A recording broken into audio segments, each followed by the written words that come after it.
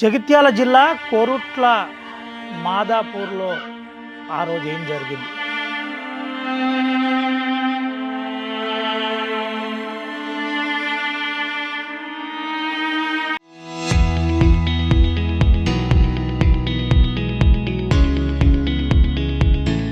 వైష్ణవి హత్యకు ప్రణాళిక రూపొందించింది ఎవరు?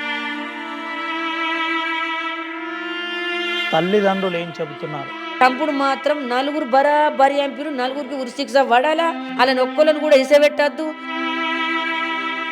నలుగురు ఎంపీల కేసు ఇది. 13 మంది అన్నదమ్ములు ప్రస్తుతం ఏ విధంగా మాట్లాడుతున్నారు? నేను చట్టమే ఎన్కౌంటర్ కానీ ఉరిశిక్ష కానీ తక్షణమే చేసిరనుకో,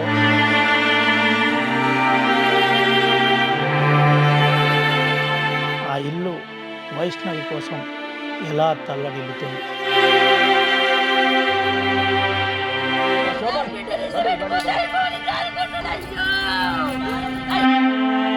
ఏడపడకుండా కోసి ఈడగొడిచి ఈడ బండి కొట్టి చంపి, తల్లి మాటిని అన్నమ్మ మాటిని ఒకటాయి వచ్చి చంపి పోయింది.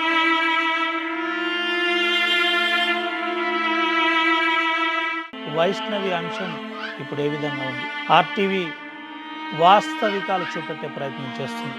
ఆర్టీవీ గ్రౌండ్ రిపోర్ట్లో అసలు ఏం జరిగింది చూపెట్టే ప్రయత్నం చేద్దాం.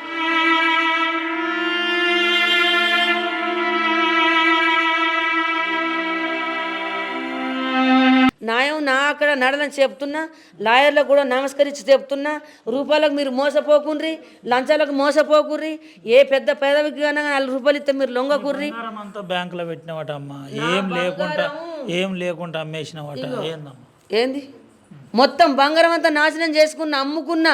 ఇండ్లు 29 తారీఖున రా అని ఇంట్లోకి వెళ్ళిపోతున్నానా, దొంగ ఆవదలు ఆడుతున్నానా, దొంగ నాటం చేస్తున్నానా.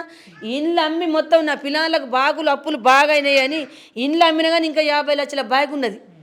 ఆ బాగులు ఇప్పుడు ఇలా తీసిన బాగు 20 లక్షల దాకా పెట్టినామన్న అరిగానికి 4 లక్షల రూపాయలు హాస్పిటల్ పాలన పెట్టిన అని తక్కువ పెట్టినా సార్. తాపకు 10, 20, తాపకు 10 ఖర్చులు మొత్తం నేనే వేసినాడు. 100 రూపాయలు పని చేయలేడు. ఆడింట్లో ఉంటే నేను పూలు పెట్టి సాధిన ఆ బాగులు ఇప్పుడు మనం 10, 20 లక్షలు తీస్తాం. ఆఖరికి లెక్క గింత అవుతుంది. తీసినప్పుడు లెక్క దొరుకుతుందా?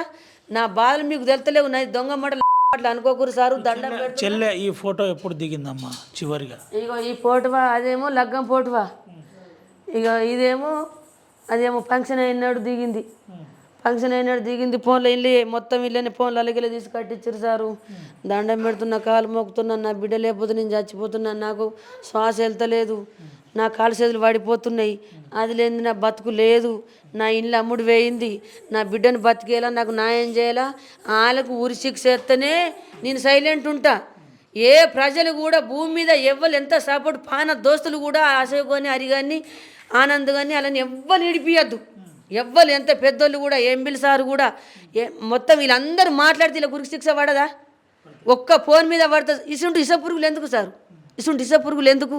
వాళ్ళు ఎత్తనే ఈ దినంలా రేపు ఇంకా వేరేటోళ్ళు యావరు. వీళ్ళని చంపితే మళ్ళీ నాసుడు తల్లి బిడ్డల్ని చంపరు. అందుకు వీళ్ళని చంపాలని కోరుకుంటున్నా. ఇగో రాష్ట్రం అంతా మొక్కుతున్నా.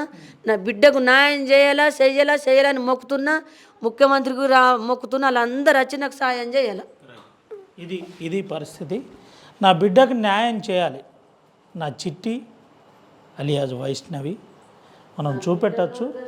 పరిస్థితి చాలా బాధాకరమైన అంశం.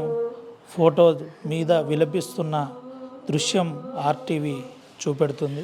తల్లి కన్నీటి పర్వమవుతున్న యథార్థ గాథను ఆర్టీవీ చూపెడుతుంది. అయితే ఈ బాధ ఎవరికి రావద్దు. ముఖ్యంగా కన్న తల్లిదండ్రులకు అత్యంత బాధాకరమైన అంశం ఇదే. ఆ బాధ ఏంటంటే బిడ్డ చనిపోవడం, కొడుకును ఒకవేళ చనిపోతే తండ్రి భుజాల మీద మోయడమే అత్యంత బాధాకరమైన అంశమని పెద్దలు చెబుతుంటారు. అదే అంశాన్ని తల్లి కన్నీటి పర్వమవుతుంది. అమ్మ ఏంటమ్మా అంటే ఇంత దారుణానికి ఒడిగట్టిన టైంలో 3 నెలల ముందు ఎప్పుడన్నా ఇటువంటి గొడవలు జరిగిందా? మా ఇంట్లో గొడవలు కాదు, వాళ్ళ ఇంట్లో గొడవలే. ఇసబెట్టు కట్నాలు తెస్తుందిరా, కట్నం తెస్తుందిరా. మేనమడదలు మాట్లాడినరా, నీకు మేనమడదలు, నాకు మేనగోడలు, మన కుటుంబం పిల్ల చేసుకుంటే మనం పేరుకి వస్తాం. ఇసబెట్టు అని అంటే ఈడు నమ్ముడు ఏమని నటించిండు. అత్తమ్మ నువ్వు ఎంత ఇత్త గంతయ్య అత్తమ్మ, అందమైన పిల్ల దొరికింది, నాకు గంతయ్యాలు, నా మొఖానికి నీ బిడ్డని ఇచ్చేదే కాదు, అందమైన పిల్ల నువ్వు ఇచ్చినావు, నాకు గంతయ్యాలన్నాడు. మళ్ళీ నా బిడ్డ దగ్గరకు ఏమేమి అమ్మని కట్నం పోయామను, నాకు పొలాలు ఇస్తారంట అంటే మా సిట్టి కూడా మరి పో అరే నువ్వో అద్దు, నన్ను ఇసబెట్టిపోరి, నేను ఇటు చేసుకుని బత్తా, నా అమ్మని నన్ను అయితే కలకలు చేయకు, నాకు రూపాయి పోయకు, నువ్వు ఎట్లా వచ్చినావు అట్లా వెళ్ళిపో కానీ ఊకి రద్దు పెట్టకని మన నా బిడ్డ కొర్రుడు పడది. అది ఎక్క ఎవరితో వర్రది, ఎవరితో స్నేహం చేయది, వీటి బుద్ధి అందరు నవ్విపిస్తుంది, సంబరంగా వస్తుంది. నాసుంటి బిడ్డను చంపిండు, ఇసుంటి గతి వాళ్ళకు రావాలా, కాలు మొక్కుతా, దండం పెడతా, యూట్యూబ్లో అందరికీ నా బిడ్డ వీడియోలు చూసి అందరికీ అలా కాళ్ళు నన్ను ఎత్తలు పోసుకుంటా, నా బిడ్డకు న్యాయం చేయాలి, వాళ్ళకి ఉరి శిక్ష చేయాలి, వాళ్ళని ఒక్కళ్ళని కూడా వదలొద్దు. ఈ వీడియో కాదు ఎన్ని సంవత్సరాలు రారు మీరు, నేను ఇంకా 10 సంవత్సరాలు వచ్చినా కానీ వాళ్ళు బయటకు వచ్చేదాకా ఇదే మాట మాట్లాడతా, ఏ శిక్ష ఎత్తారో వాళ్ళ పానం పోయి శిక్ష ఎత్తనే నేను సప్పుడు అంటుంటా. చిన్న శిక్షలు ఎత్తే మాత్రం ఊకోను సార్, నేను చిన్న సీటింగ్ కేసు చిన్న శిక్షలు ఎత్తే మాత్రం నేను ఊకోను. నాకు చెప్తలేరు, ఇప్పుడు రిపోర్ట్లు చెప్తలేరు, ఏ కేసు రాసినామో ఎంత పెద్ద కేసులో కూడా నాకు చెప్తలేరు. వాళ్ళు లోపల చట్టం వాళ్ళకు నేను చెప్పినా కాబట్టి వాళ్ళకు దారుణమైన శిక్ష వేయాలని నేను కోరుకుంటున్నా.